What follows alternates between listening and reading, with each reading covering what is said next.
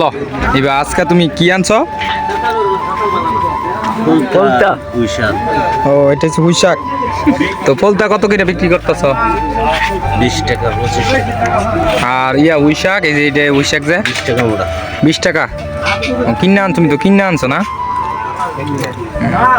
তো বলো কইতে আনছো কইতে চরের থেকে নাকি চরসম্মানি হাতে না? ও এটা কি হাতির দিয়া বাজারে বিক্রি করতে আনছো? তো বলো যে চরের কি একটা ফসলের বলো। তরকারি এখন বাজার সস্তা, তরকারি এখন মোটামুটি বাজার অনেক ইউটি মানে সস্তাই দাম এখন মনে কাঁচামালের দাম খুবই কম। তুলনামূলক ভালো কম। ও কত লস হইব আছে তোমার এইভাবে? বেচতে পারলে আল্লাহ পাক জানে। ও আল্লাহ যা রিজিক রাখছি। যাক ইনশাল্লাহ ব্যবসার মধ্যে লাভও আছে লসও আছে, চিন্তার কোনো কারণ নেই। আজকে লস কালকে লাভ হতে পারে, আল্লাহর উপরে তা ভরসা রাখো। হ্যাঁ ভালো থাকো। হ্যাঁ।